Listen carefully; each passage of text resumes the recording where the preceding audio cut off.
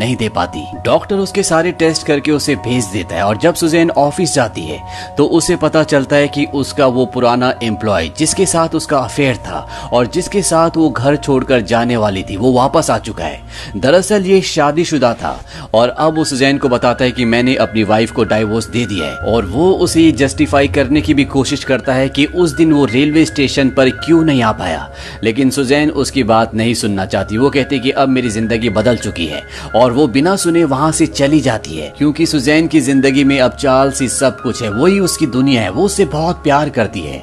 Suzanne घर वापस आ जाती है और वो चार्ल्स के पास बैठकर एक फोटो पर ग्लू लगा रही होती है क्योंकि वो उसे एल्बम में लगाना चाहती है। तभी वहां से उठती है और फ्रिज खोलती है, लेकिन वो फ्रिज से कुछ भी नहीं निकालती। ऐसा लगता है कि वो कुछ ढूंढ रही है लेकिन उसे याद नहीं है कि वो क्या ढूंढ रही है। इसके बाद वो घर का दरवाजा खोलती है और जब वो पलटती है तो चार्ल्स उसी जगह पर बैठा होता है जहां पर पहले बैठा था और सुजैन उससे पूछती है कि तुम कहां थे? चार्ल्स कहता है मैं तो यहीं बैठा था और इसके बाद सुजैन भी वहां पर बैठ जाती है और वो देखती है कि फोटो पर ग्लू लगा हुआ है। वो चार्ल्स से कहती है वाह तुमने इस पर ग्लू लगा दिया। चार्ल्स कहता है नहीं अभी तुमने खुद ही लगाया। चार्ल्स उससे ये भी पूछता है कि डॉक्टर ने क्या कहा। दरअसल चार्ल्स को पता था कि आज वो डॉक्टर के पास गई है। वो उसे बताती है कि डॉक्टर ने मुझे अगले हफ्ते आने के लिए कहा है और अगले हफ्ते जब वो डॉक्टर के पास जाती है तो डॉक्टर उसे बताता है कि तुम्हें एल्जाइमर की बीमारी है। सुजैन को कुछ समझ नहीं आता। वो कहती है इस बीमारी में क्या होता है? डॉक्टर उसे बताता है कि शरीर की मौत से पहले तुम्हारा दिमाग मर जाता है। अगर तुम जॉब करती हो तो जल्द से जल्द अपनी जॉब छोड़ दो क्योंकि बहुत जल्द ऐसा वक्त आएगा जब तुम किसी के भी सवाल का जवाब नहीं दे पाओगी। तुम अपनी फैमिली को, अपने दोस्तों को और यहाँ तक कि अपने आप को भी भूल जाओगी। तुम्हें ये भी पता नहीं होगा कि किस काम को कैसे किया जा सकता है। सुजैन कहती है मैं सिर्फ 27 साल की हूँ, क्या इस बीमारी का कोई इलाज नहीं है? डॉक्टर कहता है कि दवाइयों से हम इस बीमारी की रफ्तार को धीमा कर सकते हैं लेकिन इस बीमारी को खत्म नहीं किया जा सकता। इस बात से सुजैन पूरी तरह से टूट जाती है। उसकी आंखों में आंसू होते हैं लेकिन वो अपनी बीमारी के बारे में चार्ल्स को नहीं बताती। वो उसे कहती है कि मैं जॉब छोड़ना चाहती हूँ। चार्ल्स कहता है अचानक से क्यों? वो कहती है कि मैं घर पर रहना चाहती हूँ। इस बात से चार्ल्स खुश हो जाता है क्योंकि वो भी नहीं चाहता कि सुजैन जॉब करे। सुजैन जॉब छोड़ देती है और धीरे धीरे उसकी बीमारी बढ़ना शुरू हो जाती है। चार्ल्स जब अपने कोलीग्स के साथ बैठा होता है और अपना लंच बॉक्स खोलता है तो उसमें राइस होते हैं और जब वो दूसरा टिफिन खोलता है तो उसमें भी राइस होते हैं। इस बात से सब हंसते हैं, सबको लगता है कि ये एक मजाक है और चार्ल्स भी हैरान होता है। दरअसल सुजैन को ये याद ही नहीं रहता कि पहले टिफिन में उसने राइस रखे थे, इसीलिए वो दूसरे में भी राइस रख देती है। पर चार्ल्स को अब शक होना शुरू हो जाता है और वो उस डॉक्टर के पास जाता है जिसके पास सुजैन ने अपना चेकअप करवाया था। वो डॉक्टर उसे बताता है कि तुम्हारी पत्नी को एल्जाइमर है और वो बहुत जल्द तुम्हें, अपने परिवार को और यहाँ तक कि अपने आप को भी भूलने वाली है। इस बात से चार्ल्स को बहुत गुस्सा आता है। वो कहता है तुमने किसी और की रिपोर्ट देखी होगी, मेरी पत्नी को ऐसी बीमारी नहीं हो सकती और वो डॉक्टर का कॉलर पकड़ लेता है। लेकिन तभी वहां पर दूसरा स्टाफ आता है और वो चार्ल्स को बताते हैं कि डॉक्टर की पत्नी को भी यही बीमारी थी और उन्होंने अपनी पूरी जिंदगी एल्जाइमर के मरीजों का इलाज किया है। डॉक्टर उसे बताता है कि जिस तरह का एल्जाइमर तुम्हारी पत्नी को, ये बहुत रेयर होता है और ठीक इसी तरह का एल्जाइमर मेरी पत्नी को भी था और जब वो मुझे पूरी तरह से भूल चुकी थी तो एक दिन मैं उसे उस जगह ले गया जहां पर हम पहली बार मिले थे और उसे सब कुछ याद आ गया। लेकिन ठीक 3 घंटे बाद उसने मुझसे पूछा हु आर यू, तुम कौन हो? उस वक्त मेरी आंखों में आंसू थे और वो मुझसे पूछ रही थी कि तुम रो क्यों रहे हो। वहीं दूसरी तरफ ये दिखाया जाता है कि सुजैन घर से बाहर होती है और तभी उसकी तबीयत खराब हो जाती है। एक पुलिस वाला उसके पास आता है, वो उससे पूछता है कि आपको कहाँ जाना है, लेकिन उसे कुछ भी याद नहीं होता। और वो पुलिस वाला जब उसे लेकर जा रहा होता है तभी सामने से उसके ऑफिस का वही कॉलीग आता है जिसके साथ उसका पहले अफेयर था। सुजैन उसे पहचान लेती है और वो उसके साथ एक पार्क में जाती है और वो सुजैन को कहता है कि मैं चाहता हूँ कि हमारे रिश्ते पहले जैसे हो जाएं जैसे आज से 2 साल पहले थे। सुजैन कहती है 2 साल पहले? 2 साल पहले तो हम मिले भी नहीं थे। दरअसल सुजैन चार्ल्स के साथ बिताए हुए पूरे 2 साल भूल चुकी थी, इसीलिए उसे ऐसा लगता है कि अब भी ये दोनों गर्लफ्रेंड और बॉयफ्रेंड है। लेकिन तभी सुजैन को याद आ जाता है कि चार्ल्स उसका हस्बैंड है और ये आदमी अब उसकी जिंदगी में कोई भी इंपॉर्टेंस नहीं रखता। वो जल्दी से वहां से उठती है और टैक्सी पकड़कर वहां से निकल जाती है। वहीं दूसरी तरफ चार्ल्स सुजैन के लिए परेशान होता है और जब वो उसे कॉल करता है तो उसका कॉल कोई और रिसीव करता है और वो आदमी बताता बताता है कि ये मोबाइल हमें सड़क पर पड़ा हुआ मिला। चार्ल्स घर आता है और वहां पर सुजैन बेसबॉल खेल रही होती है। वो चार्ल्स से कहती है मशीन से आज 10 की जगह 9 ही बॉल निकली, यानी कि वो फिर भूल चुकी है और वो जानती है कि चार्ल्स को अब सब कुछ पता है। वो चार्ल्स से कहती है कि मैं बहुत जल्दी सब कुछ भूल जाऊंगी, हमारे रास्ते अब अलग हैं, तुम्हें मेरे लिए अपनी जिंदगी बर्बाद करने की जरूरत नहीं है। चार्ल्स कहता है भले तुम सब कुछ भूल जाओ लेकिन मैं सब कुछ याद रखूंगा। सुजैन की आंखों में आंसू होते हैं। वो कहती है मैं सब कुछ भूलने वाली हूँ और एक बार मैं सब कुछ भूल गई तो हमारा प्यार भी खत्म हो जाएगा। चार्ल्स भी बहुत रोता है क्योंकि वो जानता है कि सुजैन कहीं ना कहीं सच कह रही है और वो सुजैन से कहता है कि मैं कुछ भी नहीं भूलने दूंगा, हम हर रोज एक नए दिन की शुरुआत करेंगे, हम हर रोज डेट पर जाएंगे। लेकिन ये बात कहना बहुत आसान है, प्रैक्टिकली ये बात इतनी आसान नहीं होगी। सुजैन कहती है कि मैं अपनी याददाश्त खोने के साथ साथ अपनी आत्मा को भी खो दूंगी। चार्ल्स कहता है कि ऐसा कभी मत कहना, मैं तुम्हारी याददाश्त बनूंगा, मैं तुम्हारा दिल बनूंगा और तुम्हें मुझसे कोई भी अलग नहीं कर सकता। ये दोनों ही जानते हैं कि इनकी जिंदगी से अब खुशियां छीनने वाली है। वो प्यार जिसने इनकी इस छोटी सी दुनिया को बनाया है, वो प्यार अब इनसे अलग होने वाला है। लेकिन ये दोनों एक दूसरे के साथ रहना चाहते हैं, ये दोनों हार नहीं मानना चाहते।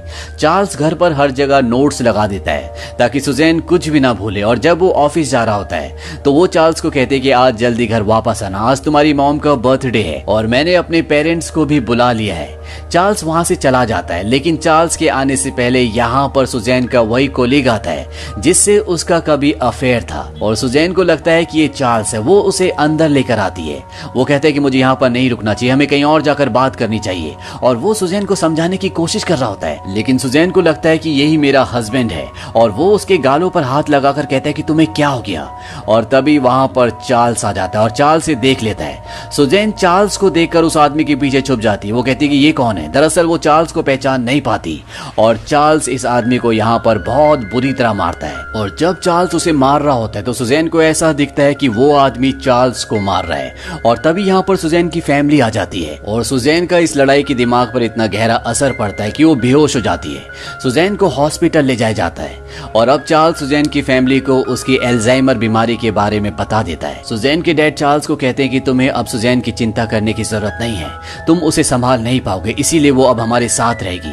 लेकिन चार्ल्स कहता है कि वो मेरी पत्नी है और मैं उसे छोड़ नहीं सकता। तभी वहां पर सुजैन आ जाती है और सबको एक साथ बैठा हुआ देखकर वो पूछती कि यहाँ पर क्या चल रहा है और ये कहते कहते वो टॉयलेट कर देती क्योंकि उसे अब अपनी बॉडी पर भी कंट्रोल नहीं रहा। चार्ल्स उसे अंदर कमरे में ले जाता, अपनी शर्ट उतारता है और उसके पैरों को अच्छे से साफ करता है। इसके बाद चार्ल्स सुजैन को घर ले आता है और उसके लिए वो लकड़ी के उस घर का मॉडल बनाता है जिस घर का सपना उन दोनों ने देखा था, जिस घर का उसने वादा किया था कि वो सुजैन के लिए एक दिन ऐसा घर बनाएगा।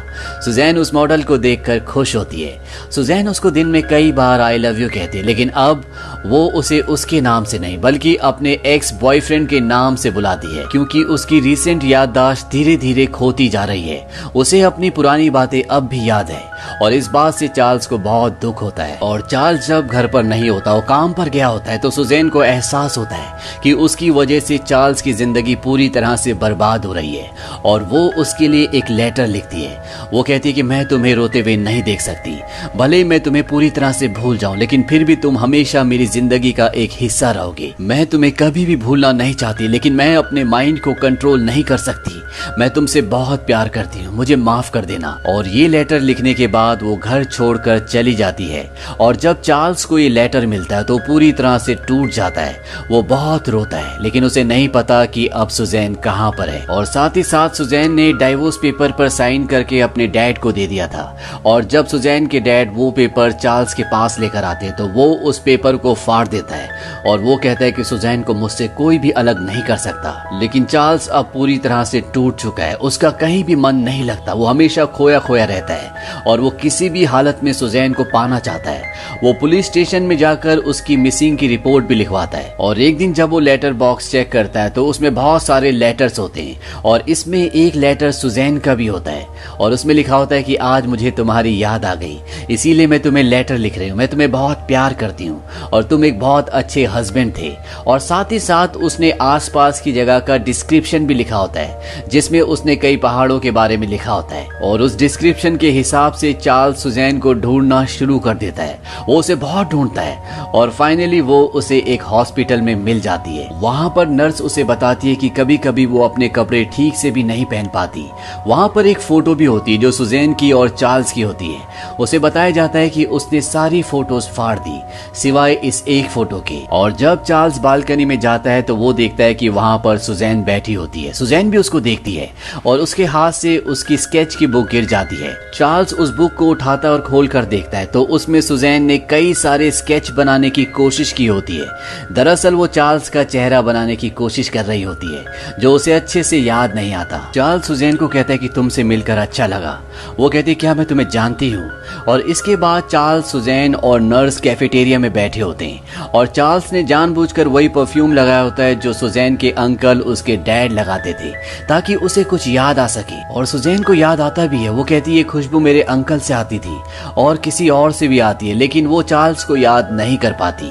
चार्ल्स ब्लैक ग्लासेस पहन लेता है ताकि सुजैन उसके आंसुओं को ना देख पाए। वो अंदर ही अंदर रो रहा होता है लेकिन सुजैन के सामने वो नहीं रो सकता। चार्ल्स नर्स से पूछता है क्या मैं सुजैन को घुमाने के लिए ले जा सकता हूँ। वो कहती है कि हाँ। और चार्ल्स कहता है कि आप उसे एक जगह ले आना जिस जगह मैं कहूंगा। और अगले पल ये दिखाया जाता है कि नर्स सुजैन को लेकर उस स्टोर के बाहर पहुंच जाती है जहां पर चार्ल्स और सुजैन पहली बार मिले थे, जहां पर सुजैन ने चार्ल्स से कोल्ड ड्रिंक छीन कर पी ली थी। और जैसे ही वो स्टोर के दरवाजे पर जाती है चार्ल्स वहां पर आ जाता है और उसके हाथ में कोल्ड ड्रिंक होती है। और जब सुजैन अंदर जाती है तो वो देखती है कि वहां पर उसकी फैमिली और वो सब लोग होते हैं जिन्हें वो जानती है। और वो चार्ल्स के पास जाती है और कहती है क्या ये स्वर्ग है। दरअसल उसे सब कुछ याद आ गया होता है, ठीक उसी तरह जिस तरह डॉक्टर की पत्नी को याद आ गया था जो बात डॉक्टर ने उसे बताई थी। और अगले पल ये दिखाया जाता है कि चार्ल्स और सुजैन गाड़ी में एक लंबी ड्राइव पर जाते हैं और वहां पर चार्ल्स उसे पहली बार आई लव यू कहता है। दरअसल वो उससे प्यार तो बहुत करता था लेकिन चार्ल्स ने कभी भी सुजैन को आई लव यू नहीं कहा था और सुजैन भी उसके गले लग जाती है। लेकिन ये नहीं पता कि सुजैन की याददाश्त कब तक उसके साथ रहेगी, क्योंकि डॉक्टर की पत्नी जिसे वही बीमारी थी जो सुजैन को है, उसकी याददाश्त सिर्फ 3 घंटे के लिए वापस आई थी। और ये कहा नहीं जा सकता कि सुजैन की याददाश्त उसके साथ कितने घंटों तक रहेगी। लेकिन एक बात तो तय है कि चार्ल्स अब सुजैन को कभी नहीं छोड़ेगा।